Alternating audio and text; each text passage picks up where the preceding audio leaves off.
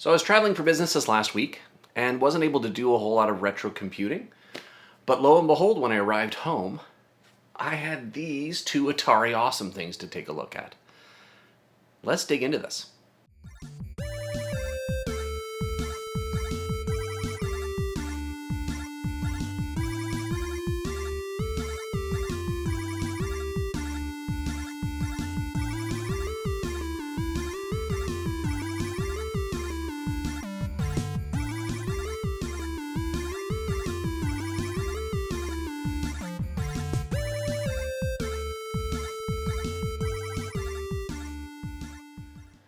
Coming home from traveling for business to two awesome retro projects was exciting. Is exciting. I have two projects to work on and to share with you all. The first one on the right, your right here, the Atari 800 XL.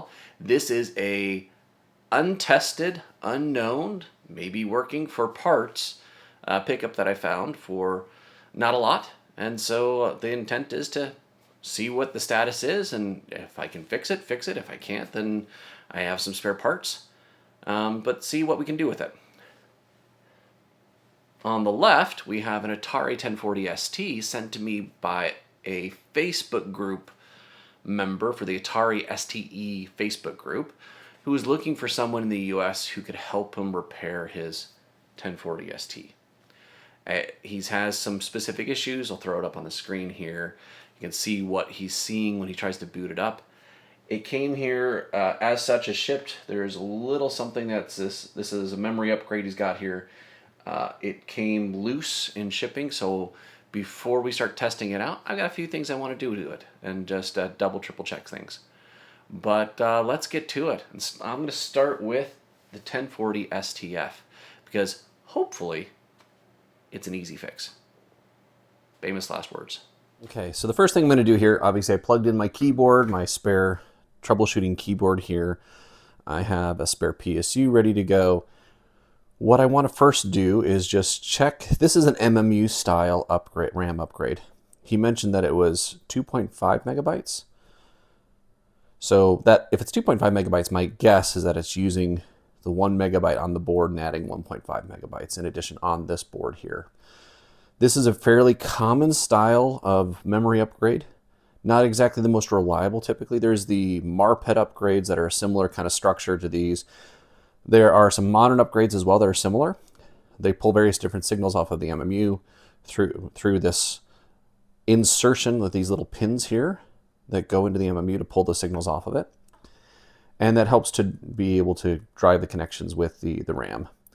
And also pull some other signals from the shifter chip or the shifter socket as well. So you have that through these things. It's a relatively neat and tidy way of doing things. The one problem is that these pins that go in the MMU, let me zoom in a little bit, right? They're going in between the chip, or actually in between the socket, the plastic socket, and the pin. So they're pushing them forwards. As you can see, you can probably see which pins this MMU upgrade pushes forward because they've obviously been displaced. That guy there, these guys here, these guys here. That can potentially cause issues with this chip. And I'm, even before he mentioned that, or even before I saw this memory upgrade, because this memory upgrade didn't, I don't think he shared any pictures of the memory upgrade specifically. I was looking to see if there was anything. I didn't see anything. I honestly thought that there was something wrong with the, based on the issue seen on the screen that he has. I had a feeling it was probably either the glue chip or the MMU chip that had the issues, and not the ROM chips, because it looked like it was trying to boot. Just a little overview of this board here. This is a later Atari STF board. Surprisingly, STF. Surprisingly, there's no RF modulator here, which for a later board, I think that's interesting. Whatever. Okay, cool. But it does have over here, it has the blitter socket unpopulated. So you could, if you had a blitter chip and the right kind of socket or socket adapter, these don't use standard PLCC sockets. They're funky, as Exos likes to describe them. So he has an adapter on his website and his web store that adapts between the funky style and a typical style PLCC socket. for the blitter chip. So you could install a blitter relatively easily with this board. And just clear out the holes here, put in the funky socket adapter, and then the socket in there, and boom, you're there. It's actually not too bad. I've done a similar upgrade, I think, on a glue chip before, because they use the similar funky sockets for the glue chips as well. So, or MMU, one of the two. I replaced one of these other two chips on a different board in the past. It's not too hard to do. Over here on this side, the reason, what makes it look like a later board, obviously, is the blitter socket, but then also this looks like a TOS 1.02. These are TOS 1.02 chips. 1987, my guess, yes. It's definitely not Rainbow TOS, probably TOS 1.02, which is oftentimes referred to as blitter TOS. That was introduced with the Mega ST. Okay. What we're going to do now is I'm going to carefully reinsert this little guy here. And test the board out, test this thing out. My guess is that there's some distress with here by pushing certain pins out. It's causing issues with contact elsewhere, or it could simply be some corrosion, or not corrosion, oxidation on some of the pins here, or on the MMU chip, or on the glue chip, or on the socket pins as well. Let's do this. I want to see if I can replicate the error that he was seeing. Get a power cord. Ignore all the noise. That's me just digging through my pile of cords. Try to keep those off the screen so you don't see the mess in this room. This is my office and my workshop. So it's well, I do try to clean it up every once in a while. And the filming area is usually a little bit better. A little bit. Plug the monitor in. Get this guy into the monitor port. We are off.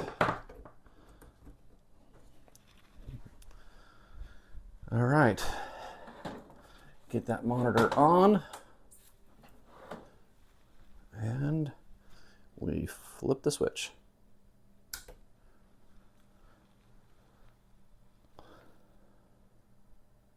Let's see what we got.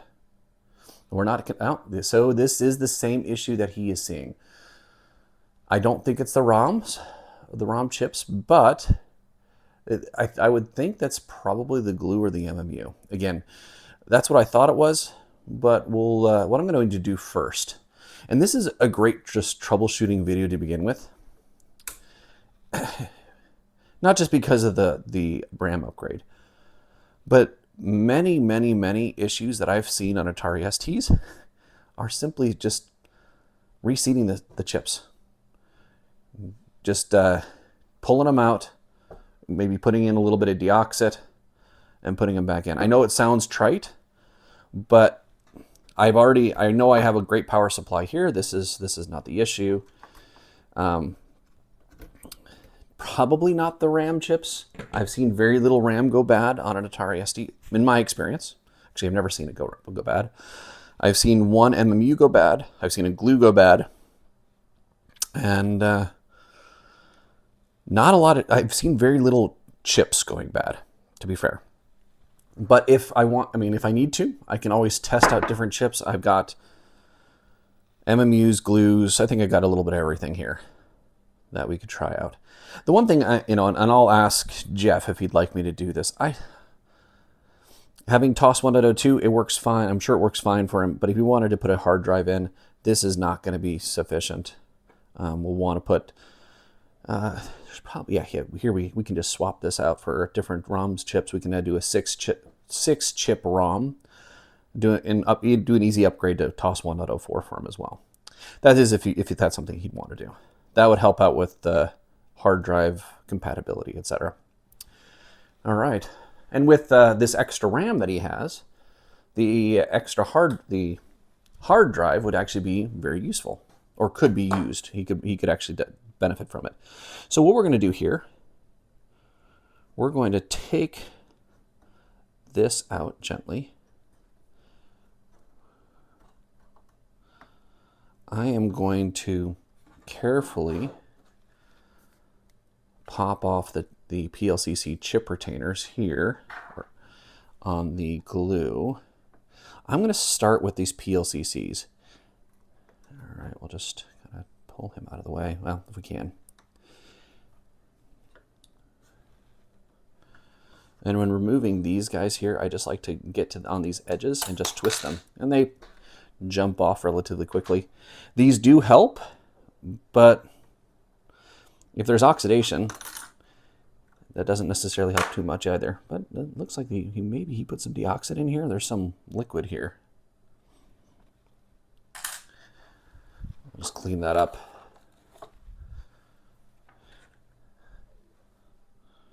I'll just wipe that up. I have no idea what this is. But truly, I mean, really, simply reseating the chips. I don't know if you've seen my fix for the Mega ST a few months ago. That was as simple as just reseating some chips. It was as simple as that. Okay, we're going to try to get this guy out of the way. I don't want to damage this at all because it's not a bad upgrade and it actually seems pretty robust. I'm not the biggest fan of these MMU installed RAM upgrades, but they work, and on some boards, they're basically your only option. Okay. Just looking at this here, looking at the chip. Let's see, let's zoom in. I don't see any, maybe a little bit of potential issues there, but we'll pull this guy out. Set them off to the side, and then we'll do the same for the MMU here, or the glue chip here.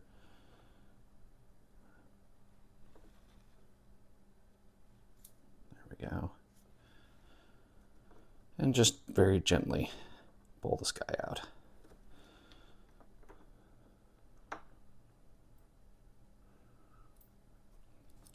This guy is not wanting to come out. All right, let's take a look at this chip. Make sure nothing got pushed out of the way. All the pins look good. Okay, I'm just looking to see how it's oriented. Like that. Okay. They both go the same direction. Looks good.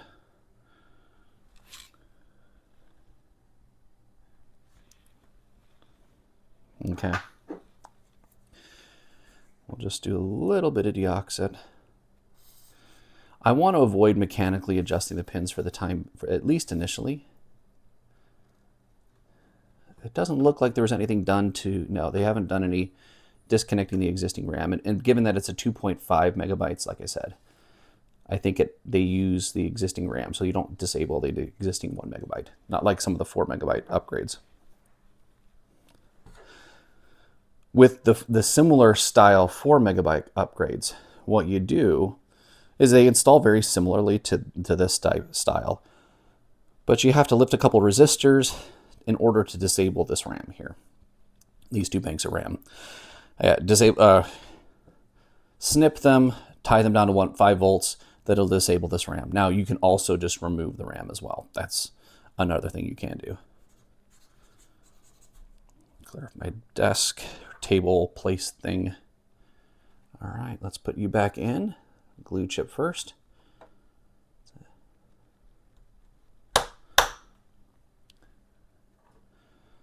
And like I said, if this doesn't work, I mean, I'm going to be doing a little bit of troubleshooting in this regard just to kind of just do some of the simple stuff first.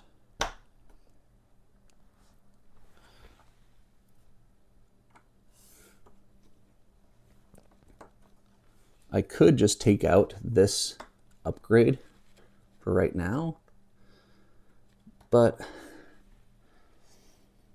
not sure if there's any other dependencies. If it still doesn't work after this, what I will do is I will remove this RAM upgrade and see if I can't get the 1 megabyte to work, 1 megabyte RAM, without this in the MMU socket or this in the shifter socket. Let's go here, put my lovely PSU back on. Excuse me. Get that floppy connector out of the way. There we go. Ready to rock and roll.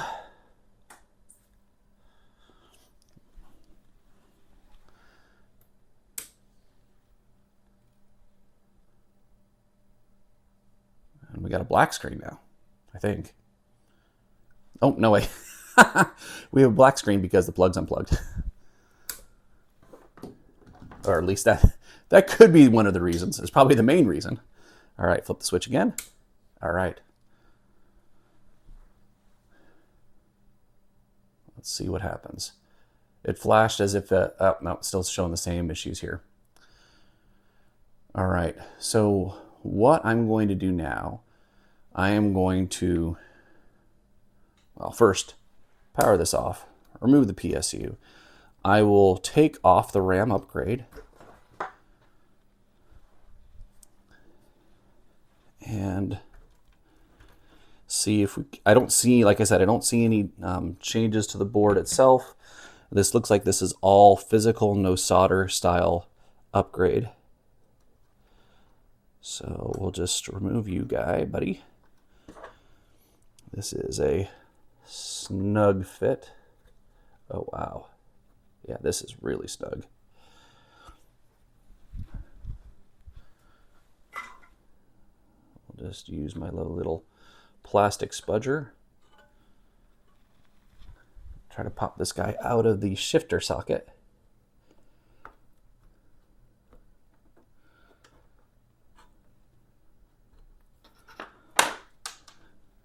All right.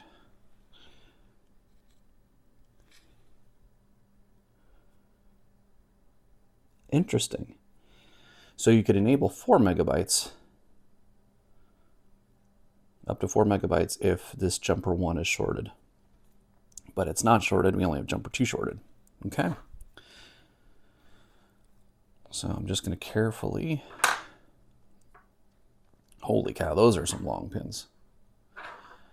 Ah, I see. So you could do both sides of the board in order to get the remaining RAM. The remainder of the 4 megabytes. Okay. Oh, that's a nice socket. A turn pin socket. Interesting. That might cause a few issues with the shifter chip. Well, we shall see. Okay. Based upon that, I think I could look at the underside of the board. I don't think there's anything that was changed on the other side of the board that would have been associated with this RAM upgrade. Similar other RAM upgrades don't require any of that, so I'm not worried about checking for any soldering changes. The only other thing that I mentioned that could have taken place is they could have disabled these banks of RAM by adding a positive 5 volts to some of these resistors. I don't remember which ones. Some of those resistors, you lift them up, you time to 5 volts, and that disables the RAMs.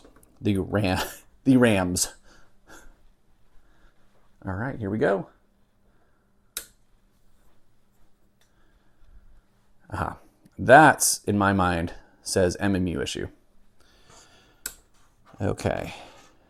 And I wouldn't be surprised if it has to do with just that these pins have been tweaked by the RAM upgrade.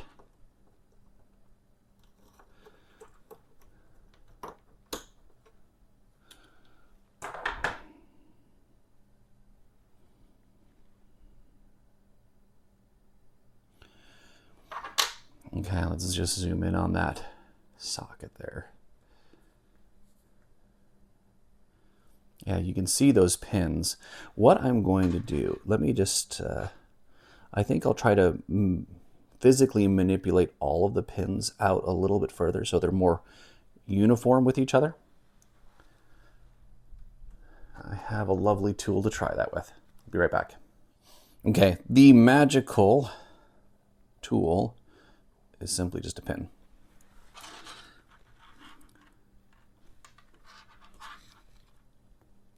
Let me just see which ones look the most out of place.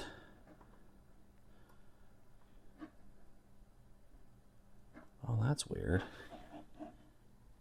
Interesting.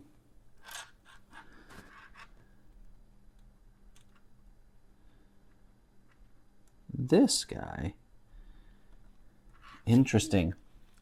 So I wouldn't be surprised if I can get this to focus, if it isn't due to these two pins here and these two. So there's pins grabbing the same signal or bracketing these pins on both sides. So as it's squeezing on the ones, it's basically pushing out on the one side and squeezing on the other. So that's likely to forming those pins a bit. Now, you know, the funny thing is really, we're looking at devices. This wasn't, oh, yeah, let's unplug this power supply. That would be a good idea. There could be some distress. So what I'm trying to do is I'm trying to pull the bottom part of this contact out a little bit, because I believe it's been, from the looks of it, looks like it's been squished.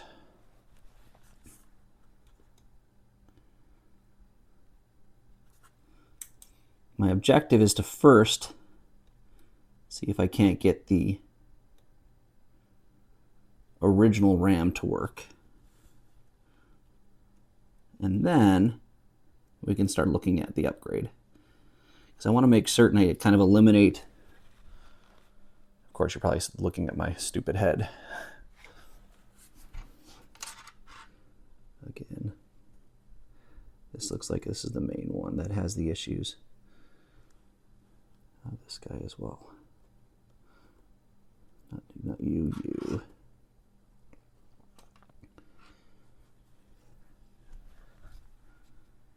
Okay.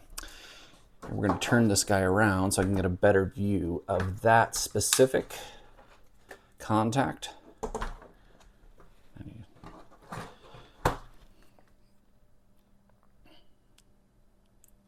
Now you can see what I mean by what bits it was being squished. So we'll zoom back out and I will try to do my best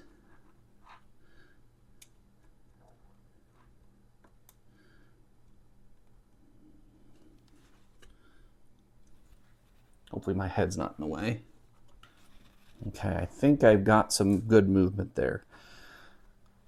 You might be asking, why do you have a tool, a pin, to work on MMU chips, or not MMU, PLCC sockets? Well, this isn't the first time I've seen this. That's why.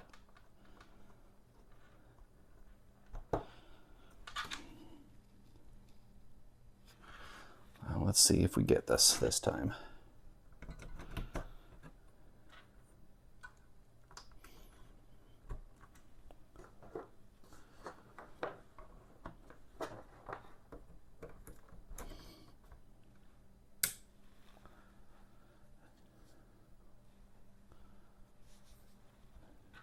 Okay, we are installed back again.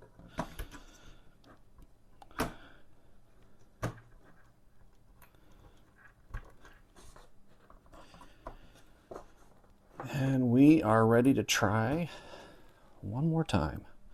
We'll see what happens. All right, I left the keyboard. Well, it's a good sign that at least the ROM is booting. The lovely little dinging. Now, we're still seeing that same issue. Okay. Fun. This is not as easy as I would have liked it to be. So, in this video, we'll be doing some more troubleshooting. We're not going to probably get to the 800XL this video. So, I have an idea.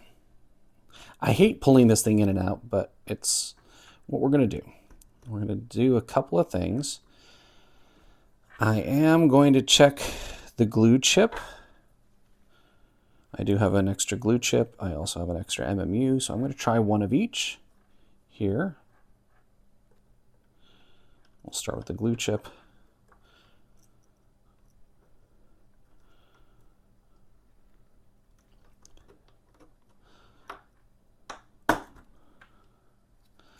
One of the issues I've seen before in the past is imp chips sometimes have issues. We'll see.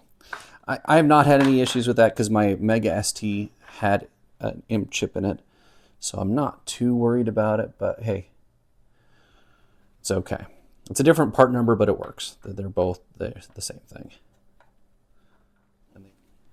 Okay. New glue chip in, new old tested glue chip. Known working glue chip. Now we'll try a known tested working MMU. Just to have another one in there, just in case. See if it's an MMU issue.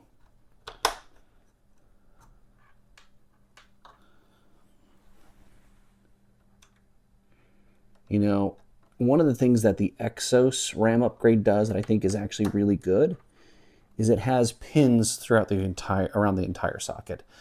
I don't like the individual pins because in my mind that can cause other pins to have issues. But whatever. This is what we got. This is what we're working with. Let's see. Looks like we're booting up again. Yep, we still got the dinging. You got to be kidding me. Well, I swapped the MMU and the glue chip, and we're at the desktop. Is it a connection issue and in putting a new chip in, did that help? Or was it just that the glue or the MMU was bad? That's the problem with my shotgun approach of pull, test, try. But you know what? It's working. I am going to not mess with it. I'm going to do some more testing on it, honestly. And then what I will do is I'll test these other chips and some of my other boards, probably the Phoenix board, and see if it's a chip issue that's causing that issue that you saw there. Surprise! I'm actually a bit surprised. But what I don't want it to be is that the chips are working fine and it's purely just a physical deformation difference. So it would be possibly a temporary fix. It might fix it for the long haul, might not. It might fix it until the board is tapped one time, right? So I want to try to do a more complete job of testing it thoroughly. I do want to run it through its paces with a floppy disk drive, or testing out with I got a GoTech over here somewhere. With a GoTech, we can test it with a GoTech to see if we can't get it working properly. All right, I'll be right back. We got a tested working 12/20/2021. All right. Let me find a floppy disk to go in. You'd think I'd always have at least one Ultima disk ready to go. I do have two. There we go.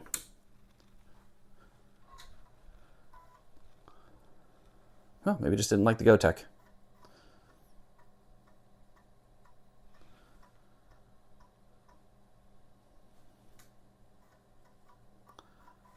It's making a lovely disk reading sound.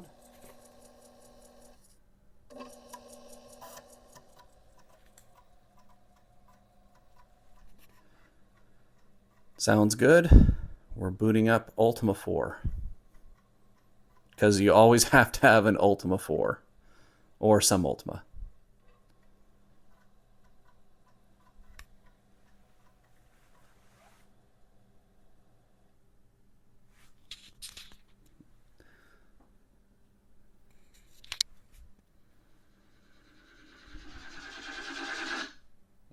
There we go. Got to get the Ultima music just for a second here.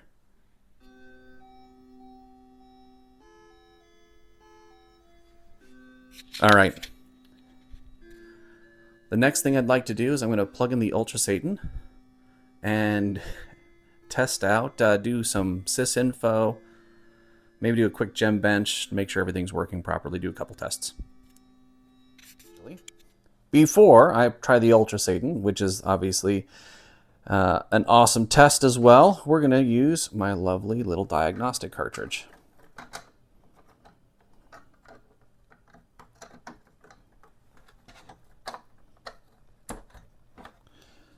And test that out. Boom. I probably should have ran that first. It probably would have told me the glue was bad or something. You know, hindsight's 20/20. All right, it says it only says 1 megabyte of RAM. Interesting. That is interesting. Even with this guy in there, it's only showing 1 megabyte of RAM. Something's going on.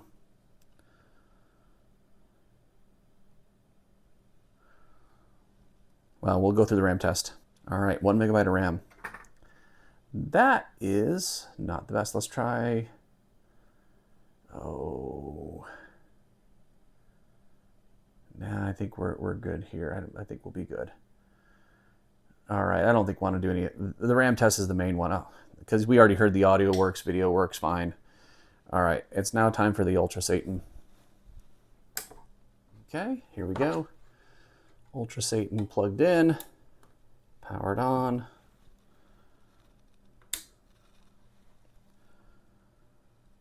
And let's see where we go.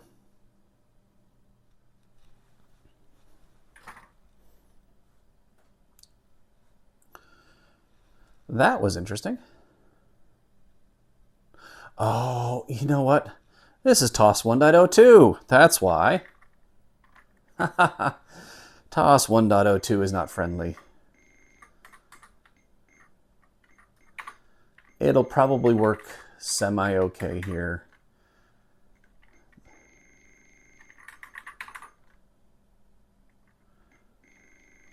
But it will be weird.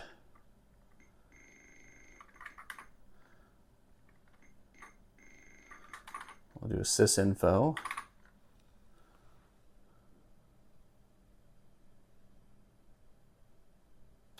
Interesting. So it shows the 2.5 meg of RAM. All right. So it is working. You can also see it is TOS 1.02. I'm surprised that the diagnostic cartridge didn't detect it. It's kind of weird. Let me try the diagnostic cartridge again. That is, there. We'll just do Control Q. Let me just do a quick gem bench.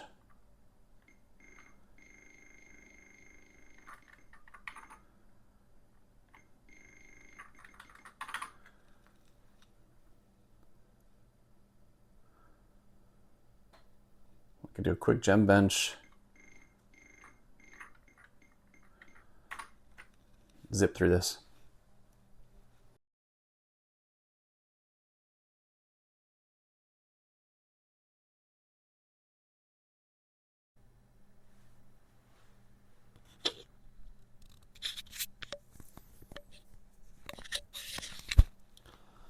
Okay, we are done.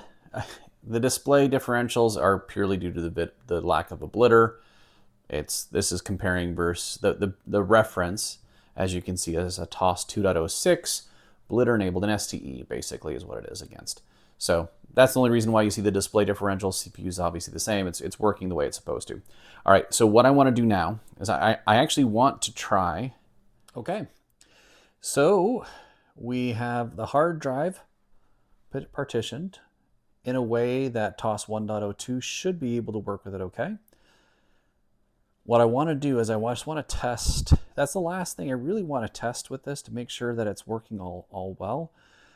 Jeff also has a hard drive that he has some software on, so I just want to make certain that there's no issues with that and running software from that. All right. It is installed. As you can see, there's a lot of games I've tried, things like Silkworm, Time Bandit, etc. I'm not showing all of it, obviously. Here we go. We're going to load the C partition.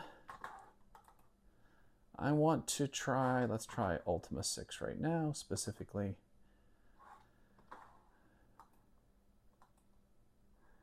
And it is the Ultima program. Let's see if it works properly.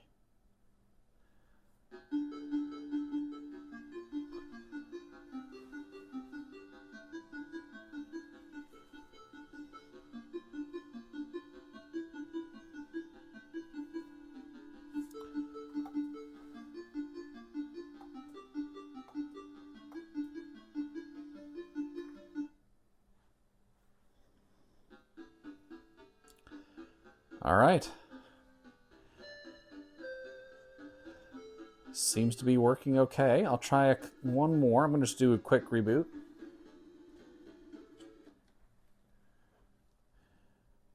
Rebooting again. Oh, duh. You don't want to see the computer itself. You want to see the screen. All right. There's Ultima 4, Turrican 2. Let's try R-Type.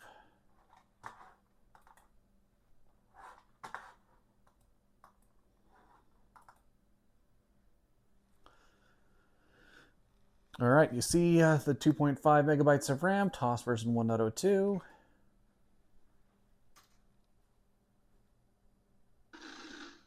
Yep.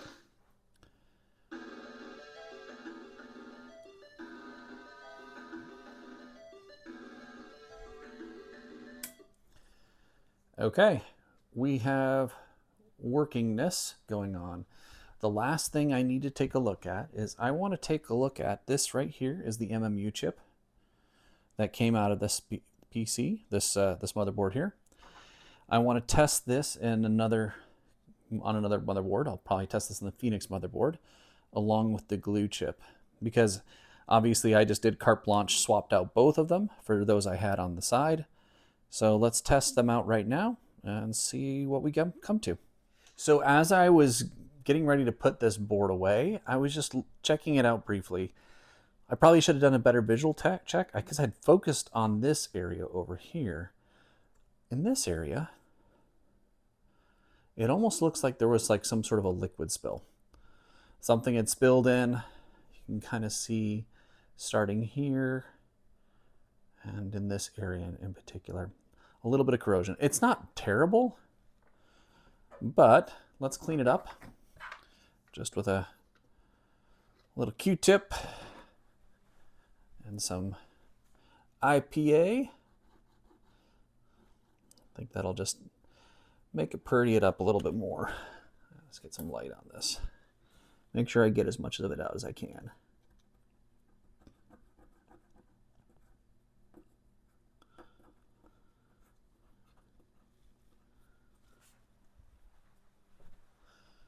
Now that adds a lot of shadow. Sorry about that.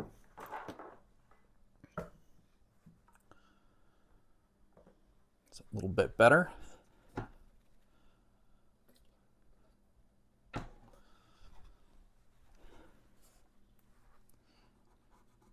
Seems to be coming up okay.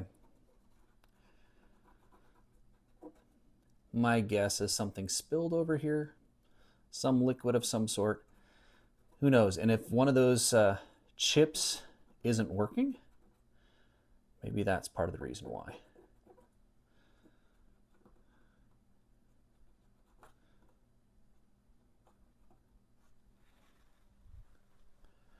I think one more will be good enough.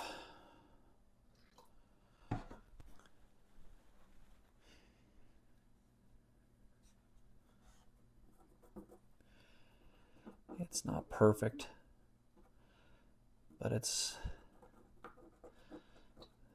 none of these are ever perfect looking.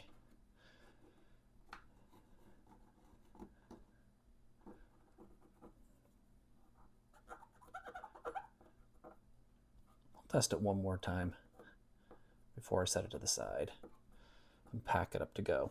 But the next step is like I mentioned earlier, is I want to test out those two chips, the MMU and the glue chip. Just wanted to show you that. And who knows, maybe that was what caused the issue in the first place. Like I said, I'll be right back. Okay, here we are. We will start with the MMU here. This is the 12-38 CO. This guy right here, we'll zoom in on it. Which is CO 25912-38. We'll test one at a time rather than do what I did in the last time, doing two things at the same time. We're just going to do one. So here's the MMU.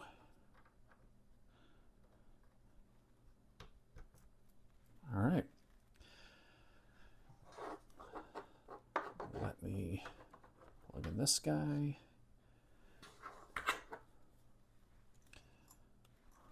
Let's zoom out a little.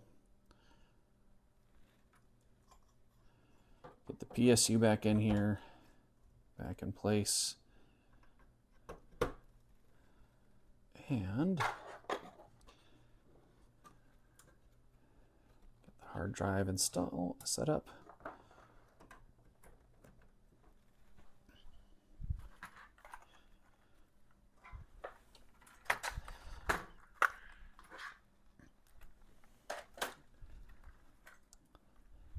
Okay. Plug in the keyboard. There we go. Power on the monitor. And power on the computer. Oh, that looks like an MMU issue. Let's try one more time. Do a little Control-Delete. Yeah, it looks like the MMU got damaged. Or at least that's part of it. Let's disconnect this guy here. I have seen one other MMU get pooped out before in the past. That's not a very common failure mode. But what we're going to do now is we're just going to swap out the glue chip. Put the old MMU back in.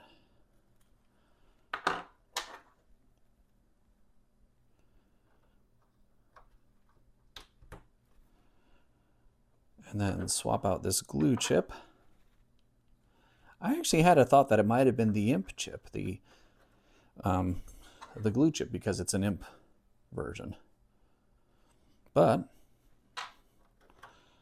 not in this case. It doesn't seem to be, or maybe both are bad. Who knows? Let's go glue chip like this. Boom. Back in.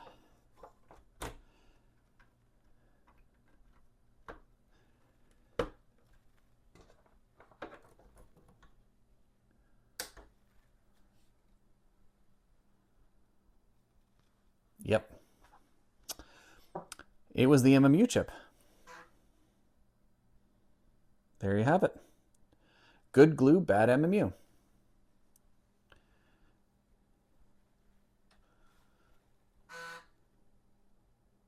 There we go.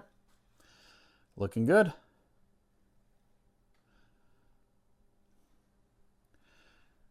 I am happy with what we have here. So things look good.